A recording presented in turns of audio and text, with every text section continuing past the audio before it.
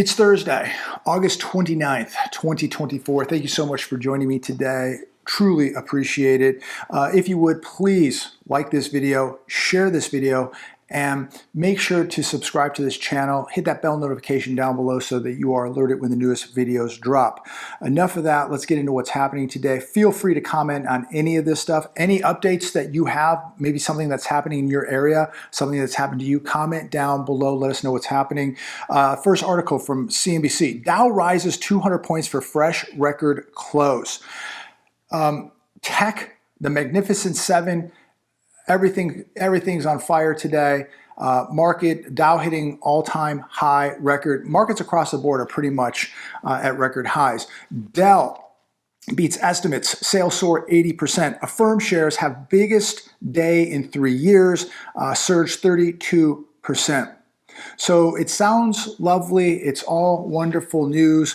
But this is a very, very rigged, manipulated casino called the stock market. Let's talk about what's happening in real life. I got a text just a couple hours ago from a friend of mine who runs a pawn shop.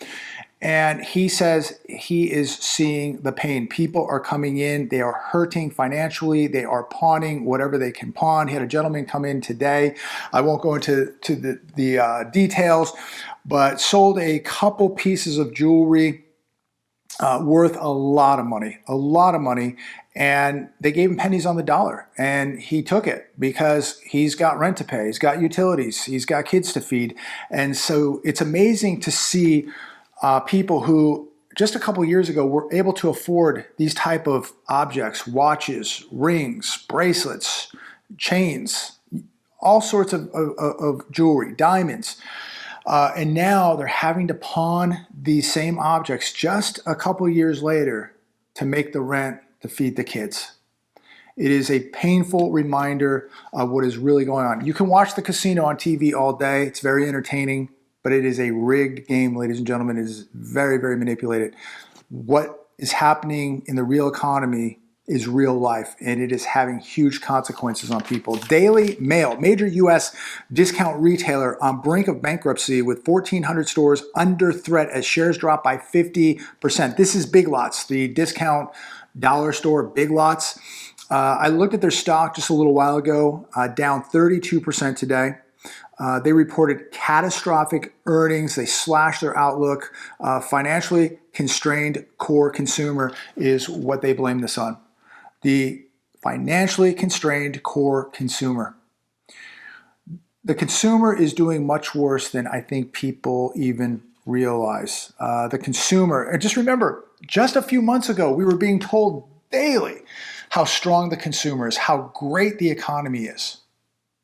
The consumer ain't too strong. They weren't too strong back then. The consumer has been struggling for quite a long time. And if they didn't get all that free money, if they didn't get the unemployment benefits, if they didn't get the stimulus checks, where would the consumer have been? Goldman says Five Below's earnings indicate core customer pressured and is reducing discretionary spending. Five Below, year to date, their stock is down 63.7%. So we got Big Lots down 32% today. Year to date, Five Below down 63.7%. Lower income families are getting absolutely pulverized. They're having a difficult time going to a dollar store now. You have millions of people in this country having a difficult time feeding themselves, feeding their families. So people can rejoice, they can celebrate the euphoria about what's happening in the stock market. The reality is the economy is being absolutely annihilated. Most people are not buying tech stocks. Most people are not investing in the stock market. Most people right now don't even have $400 saved up for an emergency. Most people in this country now are struggling. Here's one from The Hedge. A sales recovery did not occur. Pending home sales crashed to record low. Here are the July numbers. Pending home sales, month over month, down 5.5%. They're down 4.6% year over year. We just keep hearing that, mortgage rates are coming down. Everybody's going to be running in to buy a house. If Half this country doesn't even have $400 saved up for an emergency. If 78% of this country is living paycheck to paycheck, and you look at the amount of credit card debt now at, I don't know, almost $1.2 trillion, who's going to be able to buy a house?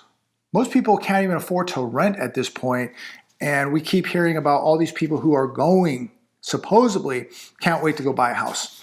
2/3 of Americans now believe that the American dream is unattainable. This is also on the Hedge today. If 2/3 of this country think the dream is unattainable, how are they going to buy a house?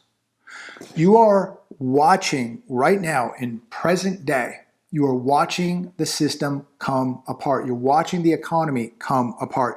You're watching the middle class dying right before your very eyes. We once had a very thriving middle class in this country, and now it is going extinct.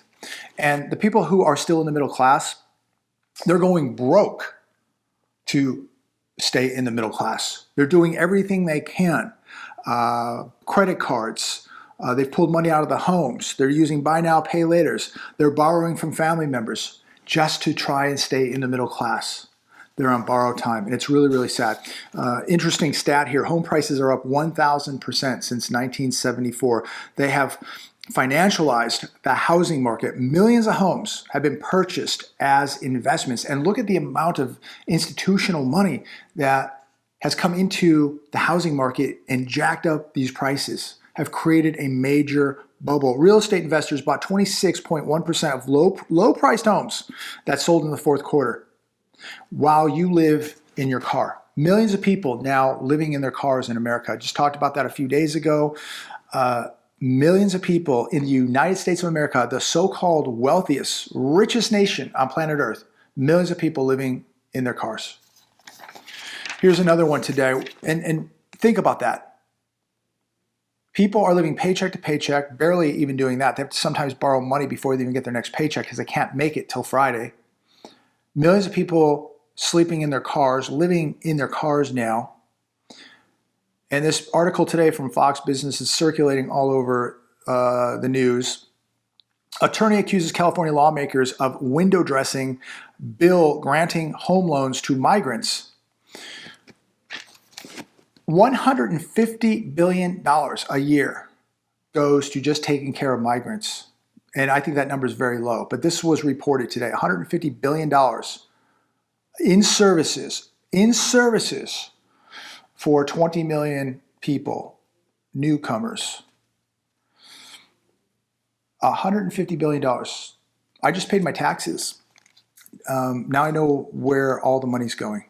California recently passed a bill that's going to allow newcomers to get a $150,000 loan, I believe, at no interest to buy a house. What about Americans who have paid into the system, have contributed to the system? They're not getting this. And this isn't to be political. This isn't pointing a finger at anybody. We are purely talking about the economics here. Why do people from other parts of the world, why are they eligible for this $150,000 to put down on a home with no interest, while the average American is struggling paycheck to paycheck? The average American does not have $400 saved up for an emergency. 25, 30,000 repossessions of automobiles a day in this country. Retailers, small businesses, mom and pop restaurants shutting down because they can't survive. Why are these people not getting the help? So we're looking at $150 billion in services per year, and then getting a $150,000 loan to put down on a home at zero interest. Who's paying for this? This is my question. Again, this isn't political. This isn't right, left, or in the middle. This is not pointing out anybody. Asking a question, why do people from other parts of the world get to come here and get these benefits when the average person, average American, is struggling right now and they're not getting the benefits? They're not getting the help. There's no hand pulling them up. There's nobody helping them with their businesses. There's no help helping them till Friday, till they get their paycheck. We're closing hospitals. The infrastructure is crumbling. The debts and deficits are exploding. Where is this money coming from? It's just a simple question. Where is the money coming from? I think you know where the money's coming from. Here's another one today. Allstate gets okay to raise California home insurance rates by an average 34%. Expect to see this hike on your next renewal, ladies and gentlemen, if you live in California. This coming from NBC News today. Here's one from MSN. Warren Buffett firm sells another $1 billion of Bank of America stock, but still holds almost 12%. So he sold this stock this month on the 23rd, the 26th, and the 27th, on top of all the other stock he sold before that. What's going on? Why is he doing this? I think most people who are using common sense know that a couple things here. Bank of America is in trouble. Secondly, the economy is in trouble, and Warren Buffett is stockpiling cash because he knows probably within the next 12 to 18 months, probably sooner than that, there is going to be crazy sales going on. So you got to ask yourself, why are these billionaires selling off all this stock? Why are they piling up cash? What are they getting ready for? And what is the condition of Bank of America? Peter Schiff, Fed's pivot is misguided. Peter doesn't see sufficient evidence to support rate cuts in September. I have to agree. Now they're saying that GDP is going to be 3%. We have unemployment below 5%. We have markets at all-time highs.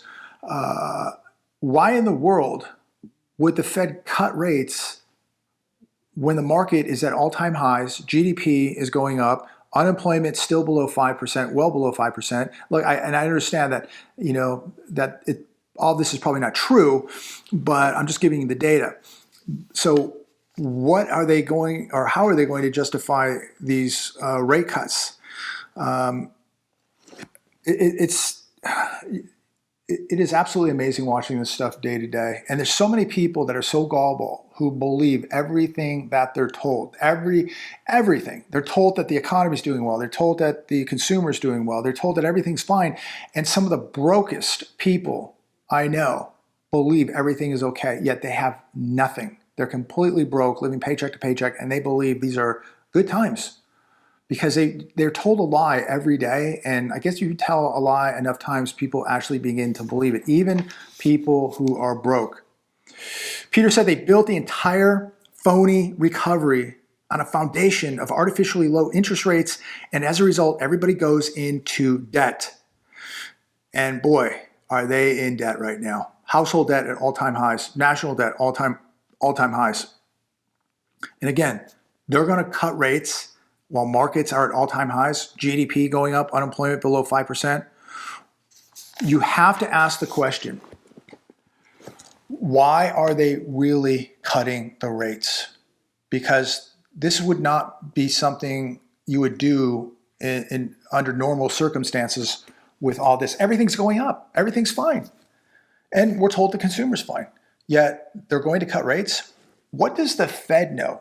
What is the real underlying reason that the Fed is really cutting rates? I guess maybe now they're going to get a little worried about unemployment, more worried about unemployment than inflation. I don't know. But what's the real reason? I think the Fed knows that the statistics, the data, it's all a joke. It's all garbage. It's all a big fat lie.